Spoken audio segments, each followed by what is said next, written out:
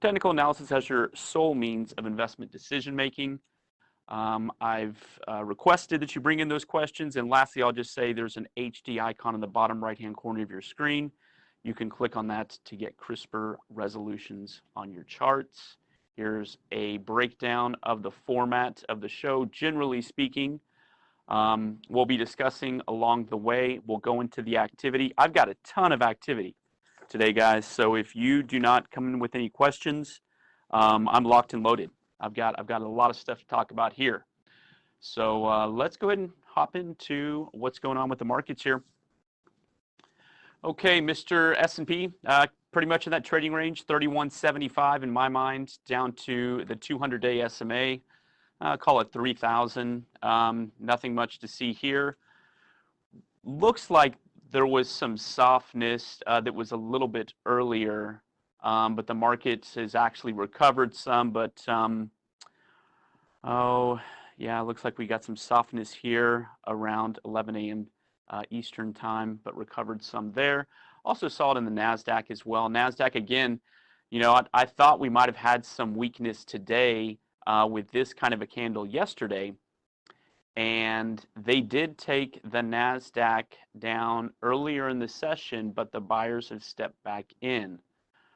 Here you can see right here when the S&P and the Dow were selling off earlier. Took them down. We'll keep an eye on it. Looks to be okay right now if you're bullish, if you're kind of hanging in there. If we were to get another close where we sold off in the last hour, I'd probably be cautious as we head into earnings. That would suggest to me that maybe people are going to be looking to lighten up a little bit until we really kick off earnings next Tuesday with the big banks. Right now, though, looks okay. Hugging the top of that Bollinger Band. You know, you could argue we're overbought in a sense. A lot of these names have just been moving higher and higher. Apple being one of those, of course. Twilio kind of stuck out to me. New all-time high today. They're up $10. Seems like they were really hitting up a lot of those cloud plays today. Zscaler. So that's not really unusual. But I'm pointing it out just because a lot of these names are making new all-time highs. CrowdStrike, you know, they're in security, but you know, they're one of those newer growthy type names that gets thrown into that bunch. Let's take a look at Zoom and just take, yeah, okay, not doing much there. Good old Amazon. Did we make a new high? Maybe notched a new one there. Looks like we did by about $3 there on Amazon. Alibaba, the Chinese names, they've been really picking up. So if you're in KWeb or any of those names, even Momo is moving up. This is one that I talked about in the past that we saw some activity and then it would make new lows, and this really isn't a good chart pattern when you know you got KWeb making new 52-week highs and a KWeb type component like Momo making new 52-week lows. However, this last basically 4 days here, pushing above, getting that close above the 50-day, and then now moving up to basically, we'll call it a 1-month high on a stock like this. There was some unusual activity. I didn't write about it today, but yesterday and today we saw some call activity pick up on Momo. I think they're a Chinese-based dating service site there. Take a look at KWeb. I showed you Alibaba. That's a new all-time high. Pretty significant move. KWeb rocking outside the Bollinger Bands. We've got, you know, a 78, 79 on the RSI. So on the one hand, you can say, hey, that's great. Love a lot of relative strength. And on the other hand, you could say based on the 70 line there, maybe near-term overstretch. We could get some consolidation there, but we'll continue to monitor those. Let's see some other standouts on the economic data front. Not a lot, but we did have oil being up, even though we had a 5.65 million barrel build versus a 3.19 million expectation for a drawdown. Oil still hanging in there, doing fine. U.S. Coronavirus or COVID-19 cases increasing even more this week. Markets don't seem to be too fazed by that. Still focusing on reopening. Disney said they're going to move forward with their reopening plans despite some of this uptick we've seen in the number of cases. Let's take a look at biotech. That was hot yesterday. And it's okay today, hanging in there. A little bit flat here on the IBV. Solar, I think, still seeing some love there. Continued momentum, continued strength. Names like First Solar had unusual activity here on Monday. That's playing out pretty well for First Solar. Canadian Solar as well. So a lot of these solar names also getting some play there as well. Nikola coming back here. I drew this kind of pennant here last time, and we did get a break. So when you get one of these symmetrical triangles, so to speak, typically you would look to short somewhere around there when it looks like that's going to be the break, and you did get some follow through down to the 50-day. Got a upgrade here from JP Morgan, although they have a $45 price target on the stock. So just keep that in mind. They, the analyst at JP Morgan, essentially, Koester noted that he expects some positive announcements out of the company here in the coming, weeks, here in the near term. But also notes that that there will be some shares that are going to be released or available for sale also in the near term, which could create some selling pressure. So be mindful of that. Nevertheless, the stock is up 30% today, so quite a nice bounce there. Levi's did not report very good earnings, withdrew guidance from January, said they won't provide guidance going forward. And we did see some unusual bullish activity on the 14 strike call. This was several weeks ago. Those call buyers are probably not feeling too good about this move. We got Bed Bath & Beyond after the bell. And we've got Walgreens tomorrow morning. Small names here and there, but really it's going to be those banks on Tuesday that we're going to keep an eye on. Okay, Joel, you're asking about CrowdStrike. Let's take a look there. I didn't write about it. Let's see here. Let's take a look on the first. We can just go to our trade ticket here. Okay, we got 3-to-1 calls over puts. That's not really big enough most of the time, Joel, for me to get to write about it. Sometimes, if there's not a lot of unusual call activity out there, like heavy call activity, a 3-for-1 might make the list. Let's take a look on large increase in option volume and see if CrowdStrike is up there. Here we go, guys. You can look with me. Okay, so Eventbrite, we're going to talk about this. We had a large risk reversal call spread in that one. Advanced Auto Parts, we can talk about that. American Eagle, unusual call activity there. Urban Outfitters, unusual call activity there. We had a report of for Intersect, ENT here, a little buyout offer that was allegedly made to this company. We had a bull call spread here on that company. So let's see, CrowdStrike. Anything unusual for today? Not really seeing it up here, Joel. So, and the reason I'm just bringing this up, so you can kind of walk through the process with me. This is the screener that I'm using. You get about 50 of real time of these, and I'm usually looking for, clean energy here. I didn't report about it. That's a $2 stock, so there's some unusual activity there, but something like that I probably won't write about. Tech Resources, I think I looked at that in the activity. Let me see, did I get it in here? Did it make it today? Did not.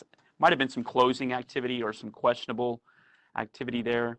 Twitter definitely came up on the radar. They had some news today. We'll talk about that one. Look at that, 530,000 contracts versus 72. These are the types of names that you would see me write about here. GSX, I did not have a chance to look at this. That's some pretty big volume there. They're that Chinese internet online educational company that that was written negatively about, I believe, by Muddy Waters. That's when the stock was at 32. So, you know, a lot of these guys that short, and if you can remember, like Bill Ackman, if you're short something, sometimes it can work to your advantage, such as when like Andrew Left out of Citron, if he writes and tweets that he's short a certain name, then he will sometimes get an immediate negative reaction to the stock price. You might see a 5–10% drop in the stock just because he tweeted about it. But the thing about being short is you don't really want to publicize that you're short because people know that you have to cover. So if you have a large position like Bill Ackman had in Herbalife, for example, it probably would have been better if he never said anything about his short position. Carl Icahn got involved. It turned into a battle, turned into a short squeeze multiple times, etc. So anyways, with this GSX, those China stocks have just been on fire. So they're certainly sending GSX up. I believe that's a new 52-week high. Key asking, how do you find this options activity? Sure, super easy. Just go to log into Schwab.com, go to research, or excuse me, go to trade, go to trade, options, screeners. Click on that. By default, you're going to get your predefined screeners. And the two that I look at here, the one that we were just on was large increase in option volume. And then the other one I like is high-low put-call volume ratio. And here you're going to get your high puts, 32 puts to every call. UFS, they came up on the radar today, 28 puts to every call. Mohawk, 20 puts to every call. And then you click on this, you get the unusual call activity. So let's go here. Takes a minute just to load up all these names. It's going out with that request. And, well, we'll give it just a minute here, but there we go. Okay, here you can see, you know, SOGO. I don't remember what that company is, but Tech Resources, for example, 100 calls to every put. That's what 0.01 means. 0.02, 50 calls to every put. That's US Foods. They came up on the radar. We'll talk about them. Okay. So let's take a look at CrowdStrike real quick. Let's see if we see any unusual activity here. You could say, if we go to both calls and puts, yeah, you know, Joel, this is pretty much like a lot of the activity. The type of market that we're in right now is that you're seeing the usual suspects make new 52-week highs. It's just a lot of these cloud plays, a lot of these security type plays, a lot of the FANG names, all those guys are making new highs. And then pretty much, you know, I'll see AMD on there a lot, Micron a lot. And what you'll see is for this Friday's contract, you'll see some basically just out of the money unusual activity. These are momentum, retail, usually speculative traders that are looking for this type of momentum to continue. Now, if they bought these contracts earlier in the day, they're probably doing pretty good. The stock's at the high of the day. But this is not too unusual. This has kind of just been par for the course basically over the past, month and a half, I'd say, to see this type of positioning. Very near term, around the money, a little bit out of the money.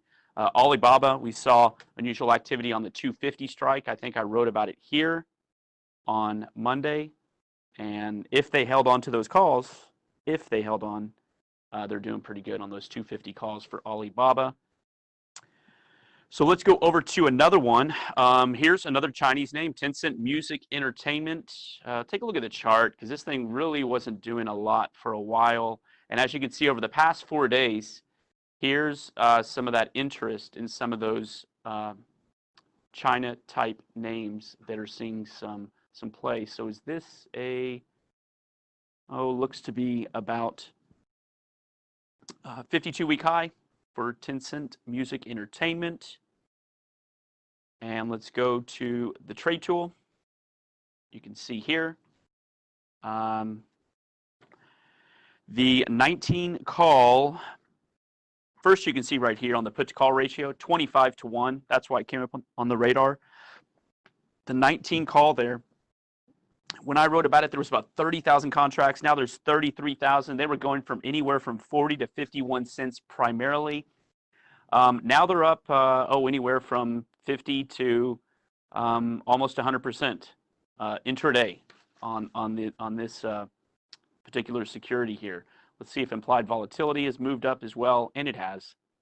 You can see these bigger green bars. This is a good thing. If you're a call buyer and you're seeing implied volatility go up and you're seeing the stock continue to move up, that's just the best. Generally, when a stock is selling off and it's kind of in a free fall, that's when you see implied volatility move up because the stock's kind of searching for a floor. So net, if I were to say are long calls or long puts more to your advantage, I'd say long puts, because most of the time your long puts are going to increase in value both from the implied volatility and from the stock price decline if the stock goes down. If you have a long call and the stock is just grinding higher, you could actually see implied volatility go down, which is not good for your long call. So net, that's one of those. Just think of it this way, guys. If options are fairly priced across the board and every option's, kind of, equal, doesn't matter if you buy it or you sell it because of the way they're priced and it's fairly priced. The two things that I would say is that if you buy puts, long puts over long calls, you potentially have implied volatility that's going to work in your favor. So net, that would be a little tilt in your favor. And also you could sell options versus buying options if net, all else being equal, because time decay would be working in your favor in the event that the underlying doesn't move. If it goes sideways for a while, it stalls out for whatever reason. So that time decay would then be working in your favor. So net, that's why people like to do a lot of those covered calls and buy right transactions. Okay, Twitter. Let's see here. We were higher on the day, but bottom line is they got some news that they were going to build a subscription platform here, seeing big volume on the underlying stock. Option volume significantly heavy. I saw calls outpacing puts 8-1. All top 10 of the most actively traded contracts were calls. Most of them were at the end of this week, the July 10th 35 call, 33.50 call, 36 call, etc. So Twitter definitely getting some love there. They are liking that question. Key is asking, is there a way to run a scan that identifies implied volatility going up as the stock is going up?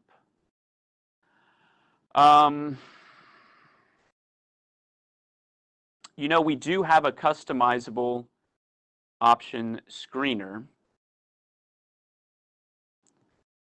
but I don't think you'll be able to. So I'm just showing you this key for awareness. It's just, when you go to your screeners, just go to your customizable over your predefined here. A lot of individuals might use this screener to find some covered call candidates or buy right candidates. You can use something like this static rate of return and saying, I want to make a minimum of 3%. Static rate of return, what this means is if Apple's at 380 and you write a July 31st option, the static rate of return assumes how much will you make if the stock remains exactly flat at expiration, meaning Apple's at 380. Well, you're saying I want to find stocks that, assuming they go exactly sideways up until expiration, I want a minimum of 3% on my return. You can also select whatever expiration you want, etc. Okay, back to implied volatility. You can do something like this, positive change, by the way. Let's just see if we can, we're just going to run a screen and see what we come up with here. Let's do underlying price. Let's make sure it's at least 30 bucks. Don't worry about any of that. can we do the price change is the question here.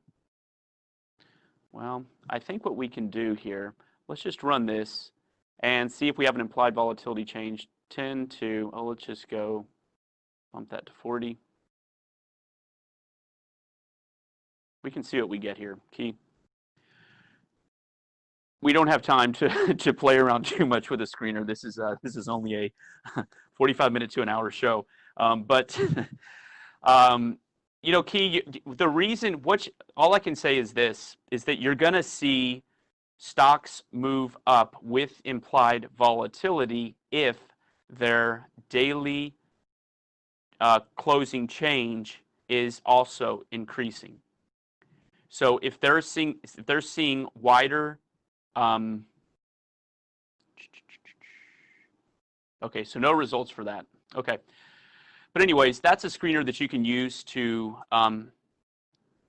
play with here. But you can see here with implied volatility on Twitter, that's up because of the option buying, the call buying, and the move here. But if we went back to 10-cent music, you can see here, okay, definitely seeing bigger intraday moves, right? Compared to these candles. Look how small and flat those candles are. Boom, here's kind of your breakout, and then it's just been taking off, taking off, taking off. I think we had another one the other day. I think it was NEO, right? That had also been showing these bigger gaps. So here it's a small candle, but keep in mind that's a gap up, and then look at implied volatility as it's moving up. It essentially doubled. That's because the stock essentially doubled from 7 to 14. So it makes sense. So Key, I guess what I would say is, even if you found a screener that's going to say, hey, when the stock price is going up and implied volatility is going up, show me that, please. It's going to show you stocks like these. So that's kind of what you're going to get out of it. But most of the time, when you see a stock that's moving down and either breaking to a new multi-month low or a new 52-week low, that's when typically you see that implied volatility go up. Okay, talked about Twitter. Let's go over to U.S. Foods. U.S. Foods down quite a bit from 40 bucks or so back in February. Of course, a lot has changed for the food industry since then, and they do food delivery for restaurants, etc., that kind of thing. But we did see a fairly large bull call spread. You can see it here using the August 21st expiration. Let me see when U.S. Foods is going to report earnings. Likely, this is going to capture an earnings report. And we've got a date here of, yes, August 4th. So this particular bull call spread trader wanted to buy the 2250 strike. And for that one, 5,000 contract block, they bought that for $1.15. Here you go at 22, $1.15. And then they simultaneously sold the 30 strike. And they received 15 cents for that. They sold it at the bid. So I kind of like that they would go out and sell the 30 strike for 15 cents. Because A, they're going to get an earnings report in here. So what you're going to get is some implied volatility that's going to come down after the report. You might say, well, 15 cents isn't that much, but if the long calls at 20 strike are $1.15, you're lowering your cost by basically an eighth. And then, what's the trade-off? Well, the trade-off is, what if the stock moves above 30? Well, we might encounter some selling pressure up here around 26-ish or so, where it backed off back in mid-June. So to me, that seems like a fairly logical strike to select there. Maybe even a 27.50 to sell there as well, maybe a little bit lower. But they wanted a little more upside room there. So net for the, excuse me, this was a 22.50, just so you know, guys, 22.50 by 30. Net, it cost $1, so they need that stock above 23.50 at expiration. Another one that I talked about, this was a, let me just bring up the story here. Medtronic, so it looks like we've got a report from Bloomberg saying that Medtronic had made an offer for this medical device maker. Implied volatility is actually not moving up that much, but I think the reason being is because the stock gapped up, a good over 25% here. But what we did see earlier is somebody going out to the August expiration, and you can see it here on the 20 strike. They purchased, there was a 500 contract block and a 1500 contract block. One was bought for $1.65. We'll just focus on the 1500. That was bought for $1.70. And then at the same time, double the amount was sold on the 2750 call. So obviously, this is a call front spread. They buy one of the 20 strike calls and sell 2 times of the 2750 calls in order to lower the cost. They receive 20 cents on these 2750s. So if we just went to that 1500 contract block, they paid $1.70 for that. Then they sold 3,000 of these for 20 cents. So that's going to drop this net debit by 40 cents, nearly 25%. So net you pay $1.30. But this block trader is saying, hey, I'm going to take a stab here, and hopefully there's something to this Bloomberg report that Medtronic is going to look to buy this company, and I hope that it's above 2130, and I really don't think it's going to be more than 2750. That's what you can infer out of this type of activity. So intersect, we'll see what happens here. There's no guarantee you're going to get any kind of confirmation or anything by that August 21st expiration. But now that Bloomberg's kind of put it out there, you'd imagine in the next at least 2 weeks, we'd probably hear something one way or the other, whether they're in discussions, whether they deny them, whether they're working on something else, whatever the case may be. Okay, let's go to American Eagle Outfitters, another retailer also seeing some bullish activity. They like these retailers. We saw Under Armour for this Friday's 9 strike call, although that wasn't looking that great. 9 strike call for this week. We saw Levi's, did not work out. That was unusual activity, I think, back here in May. They could have closed out, by the way, up there. And then now we're seeing American Eagle, but these call buyers are going out to the November expiration. You can see it here, 12 strike call. And we saw a lot of contracts being bought for $1.35 and $1.40 at the ask prices. In fact, there was a 6,400 contract block. We can assume that's institutional. That was purchased at the ask price of $1.40. So obviously they're looking for good things out of American Eagle. You can say they believe it's going to be above $13.40 by the November expiration. Okay, we got another one here in Eventbrite. Jeff, you want to take a look at Bed Bath & Beyond? Okay, let's take a look. Technically, right off the bat, I'm not liking that it's running up into the, from a bullish perspective, that it's running up into the 200-day there. That's got to be a little bit concerning. They do report after the bell. And Jeff, you're saying we got some unusual activity on the 850 put, or the 8 strike put here. Yeah, it's going to be tough to say. Jeff, I don't have my Bloomberg terminal here with me.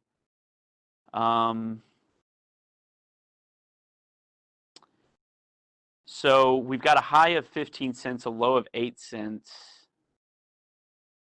Sometimes if the price is all the same, you can kind of guess, and you look where the stock's been trading, and you're like, well, maybe it's, you can't really tell if it's buy or sells here. So yeah, Jeff, I don't know the sentiment behind the trade here, but certainly some activity. Let's see what they did the last earnings report. Yeah, not very good there. I know they've had recent management changes, and I think initially the street kind of applauded some of the changes they're doing. Although management was having a time, they admitted that, hey, we're in this process of turning the boat around. There's going to be some restructuring that's going on, etc. But yeah, it's, no opinion on the stock per se. I don't know. Maybe their turnaround's going better. I don't know. Maybe they've had time to think things over with COVID going on. I don't know. But from a technical perspective, I don't like that it's running up into its 200-day here. I also don't like, from a bullish perspective, that it gapped down here on the last earnings report, and it gapped down there on the prior earnings report before that. That's net makes me a little bit cautious on a name like that, especially after seeing Levi's. Knowing the kind of environment we're in, we still don't know whether investors are going to forgive companies for their poor earnings results. We're expected to have one of the worst quarters, I believe, ever. It's not a surprise, given the shutdowns that have been going on. But if you think about it, back in April, they were very forgiving on a lot of the earnings reports. And they said, we don't care. You're not providing guidance. No big deal. And they sent stocks up anyway.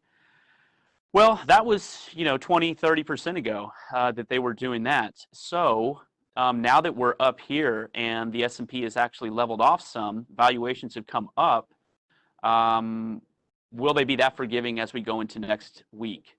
So I don't know. We'll have to wait and see. We'll start it off with the banks next week and see what they do there. Okay, Ralph is saying, since banks kick off earnings next Tuesday, how would you like to play the moves? Do you ever do ETFs like XLF? Maybe good report from one will rise the tide for all the bank votes. Yeah, that's typically how it happens, Ralph. So what I might do, so first, we don't know. I think Jeff just put out, Jeffrey Kleintop, our chief global investment strategist, about the bank earnings or about the bank dividends. I believe it was Jeffrey that put that out. So take a look and on that article. But I think that's going to be something that obviously investors are going to pay attention to. Last time before earnings, they kind of sent the financials up prior to the report and sent them down after reporting the results.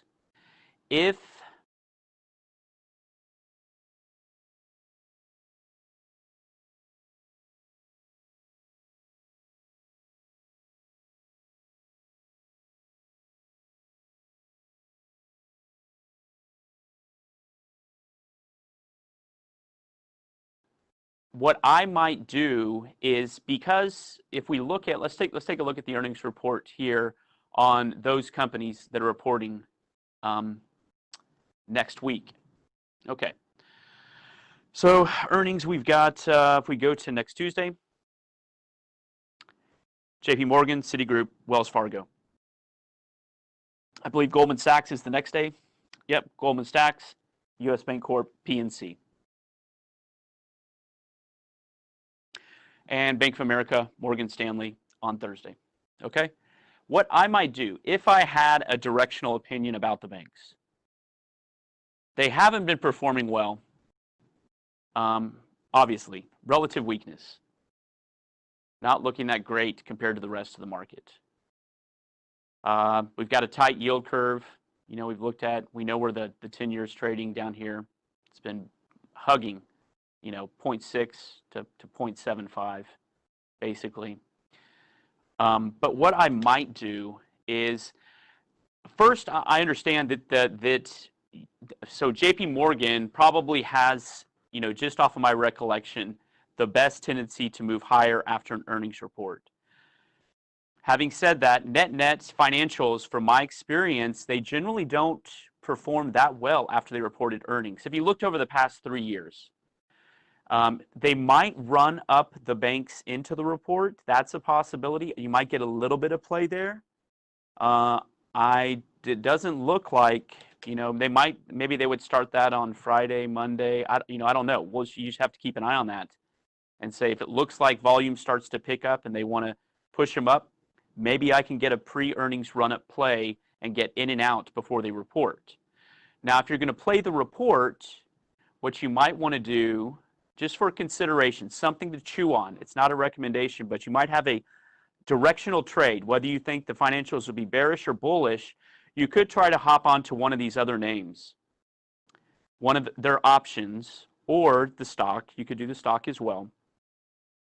And say, for example, let's say you think that JP Morgan, Citi, Wells, they're all going to be, they're going to go up post the earnings report. Well, if they do, chances are they're going to be sending Goldman Sachs, USB, PNC, Bank of America, Morgan Stanley on this day.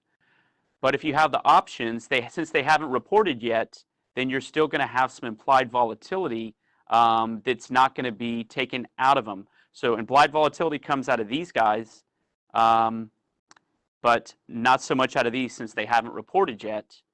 And so that's why I'm saying if I was going to place some options on a financial in a directional way, I would probably look to get some pin action play off of some of these guys' options, Bank of America, Morgan Stanley, Goldman Sachs, rather than the ones that report, and hope that, hey, I can get a nice move one way or the other, depending on my thesis, and I'll still have the implied volatility that is embedded in there. So that's kind of how the way that I would play it. But Ralph, I'll say right now, I'll just, I would just keep an eye and see. I would imagine, Friday, Monday would be those, would be the days they begin to move in the financials if they want to position themselves ahead of the earnings reports. But there could be some tentativeness around those dividends, etc. Okay, so Mark is asking, does Schwab offer advanced charting courses? If not, any suggestions? Who does? Well, we have some courses in the Learning Center. We also have Schwab Live Daily. We have Charting the Markets with Lee Bull, who primarily runs that program. That's on at 12 p.m. Eastern Central Time every day. So you can take a look at that. And then if you go to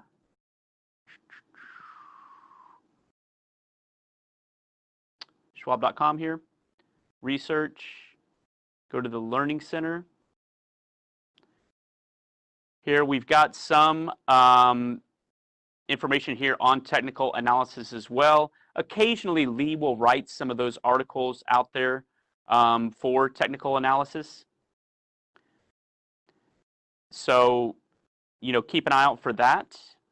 But here, you might start here and mark and see if this gets you done. And if it doesn't, hop on to Charting the Markets on Schwab Live Daily, 12 o'clock Central every day. And you can certainly ask Lou and Lee and those individuals about your specific questions if you're reading up or studying some of these studies or indicators. So hopefully that's helpful. Sure. So just to be sure, guys, if you go to research up here, you're going to come down to the Learning Center, Trader Catalog. Let's just go through the motions one more time. Scroll down to Technical Analysis right here, third one down. And then we've kind of got you set up with a step-by-step. And hopefully this will at least get you with a nice foundation. And then you can kind of intermingle some of our Schwab Live Daily shows where you can ask questions live and get those responses there. So hopefully that's good for you, Mark. Okay. Lance, you want to take a look at INO? So recent government contract related to COVID. Let's see what we've got here in terms of the news. Lance, the funny thing is a lot of these guys, these vaccine and treatment developers, they're in the news quite a bit. CODXNVAXINO, mRNA, all of these guys that are developing, or Glaxo or Pfizer, so there's a lot of these headlines that are coming across. the recent government contract announced. Let's see what we've got here. I don't see one that's this week, but I know they've received, they've had some news in the past. I also know the stock has done really well from being at $2.60 to 23. Just be mindful of that. Net, you can say it's good that it made a new all-time high here. Well, let's see if it's all-time. Maybe not even all-time. Is it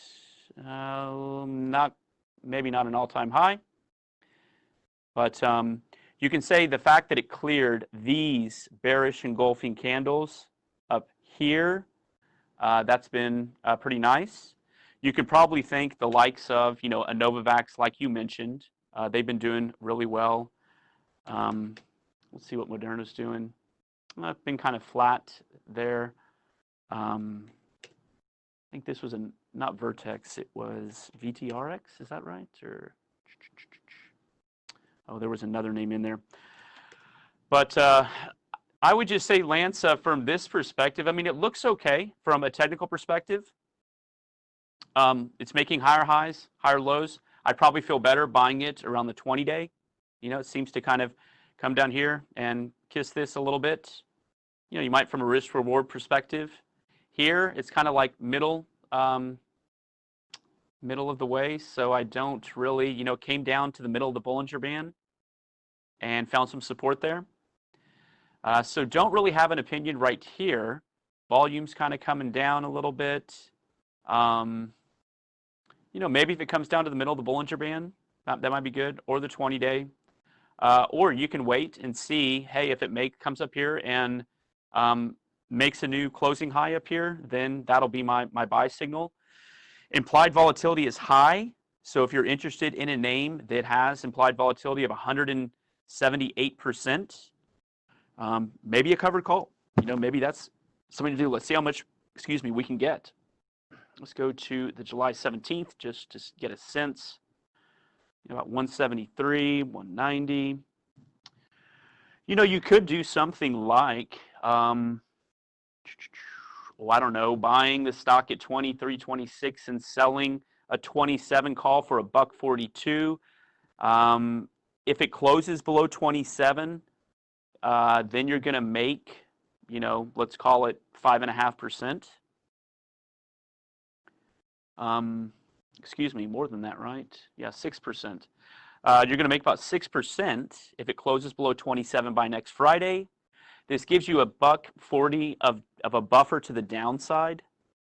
And then if the stock, if it hangs out at 23, 24, and we go to next Friday and it's expired, maybe you do it again for the following week since it has weekly options and we still have, this high implied volatility. So I don't really have an opinion on the company itself. I know they have been in the news. I know the stock is up 1,000%, essentially, over the past 7 months. The chart does look like it's moving higher. The one thing, Lance, that I would mention, though, is what you got to be careful is that because there's so many names out there that are developing these treatments and these vaccines, then that has a tendency to pull or attract all of the money flow for those investment dollars. So then it becomes a question of, well, which company has the best? And, or which company has the most potential, or which company has the best leverage based on what they're developing, or is going to have the nearest vaccine that gets developed. You kind of want to be in that stock then. And it seems to me, just based on the price action, something like a Novavax, we had that, $1.6 billion grant from the government that was on yesterday that was announced. But if you look at this chart, this would, I can't say this as fact, but the market seems to be saying Novavax has the best potential within this investment thesis based on the stock price performance. Keep in mind, this guy was $5 back here at the beginning of the year. Went to 105, 107-ish yesterday. So just keep that in mind. Nothing against INO, but just keep that in mind. because of the high implied volatility, maybe do a covered call. Okay, let's go to Eventbrite. I wanted to get to this. This was kind of interesting. So we had some activity out there on the October 16th expiration. Let me just show you what they did here with some horizontal lines again. They sold, got a risk reversal call spread. So what does that mean? Took the $5 strike, and 8,000 times they sold this for 42 cents, went to the 1250 calls, and they bought these for 75 cents. And then to lower that debit, they went out and they sold the 1750s. 1750s, roughly. And they collected 18 cents for those. So net, they paid a 15-cent debit. And bottom line is, they need this guy to get above 1265 at expiration. Now they're going to have an earnings announcement in there. Maybe that will do it. They didn't do good on the prior earnings report. Just note that. But maybe, I believe they do ticket sales, Eventbrite, and that kind of thing. Maybe if that picks up over the next couple of months, Disney just announced today that they're going to move ahead with the reopening. Maybe there's sunnier skies for something like an Eventbrite. Let's see where the stock was prior to COVID, hanging out around 20 bucks. So, yeah, you know, I mean, the stock's at 9 bucks compared to 20, still depressed. You're going to get an earnings announcement in there. Maybe you can get it up here. Ideally, the stock goes to 1750, and then you can make, oh gosh, I don't know, 40 times your money, something like that. Nearly 40 times, 35 times your money. Okay, let's go to Advanced Auto Parts. Got a couple more trades here, guys. And noting that there was a large purchase at the January 2021 140 call. If you go out here to the top movers, you can see it. There was a single 11,290 contract block. It was bought at the ask price of $16.20. So if we go up here, you can see it. Bam, here we go. Now here's my thing about a trade like this, and I'm just bringing this up for discussion. If it's me, and you know, hey, I like how you're giving this block trader is giving him or herself 192 days for some appreciation here in the stock. Well, I hope you're giving yourself some time at $16 for an out-of-the-money call. I would want to reduce this. So what I would do is do a diagonal. And I would look to sell something like a 150 call. I could probably put a limit out there for 370 and get hit. And I can reduce my $16.20 debit by $3.70. And assuming the stock stays below 150. Now keep in mind, if this stock takes off to the moon, net, you're going to benefit because remember, you're long these January 140 calls. What you're doing with a diagonal, this is a long call diagonal, you're just selling nearer dated, out of the money calls to help fund the purchase of your longer dated call. So you could do it again for August, September, November, once those contracts roll out, December, and you do this enough times and you can reduce your 140 call. Sometimes you can just completely eliminate the debit. You have a free 140 call. That's possible to do, but you kind of need the stock to behave as you want. Okay, and the last thing here, guys, that I'm going to mention is on, let's go to Urban Outfitters. Yeah, here's another retailer. I'm not here to judge, but I've just noticed that we're seeing a lot of activity on these retailers: Under Armour, Levi's, American Eagle, and now Urban Outfitters. If we go to the trade tool, you can see here we did have a lot more calls than puts, but I will say this: option volume is running at 45 times the daily average. Normally you see 300 contracts. Here's the most actively traded, the 17 call, which expires at the end of this week.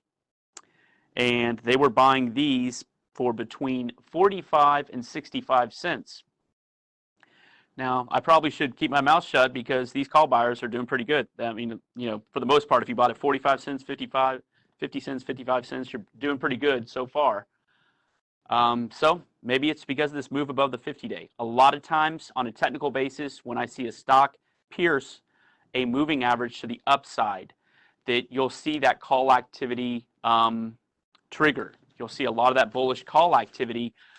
I don't know if it's algorithmic in nature, but most of the time, some of these speculative traders are saying the moment you begin to break that to the upside, I'll take a shot on some long calls, because if I get it right, I'm going to get it really right. What I mean is, if I'm right on a technical thesis that this means or is going to be indicative of new highs or higher prices, then I'll do really good on my long calls. Okay, guys. Well, that's all we have for today, and all we have for Schwab Live Daily, actually, for the rest of the day. So you guys, please enjoy the rest of your Wednesday. You can join us tomorrow at the usual time. Check your schedule. We got Trader Talk with Kevin Horner and Lee Bull. So please join us in the morning for that. Until then, happy trading. Bye-bye now.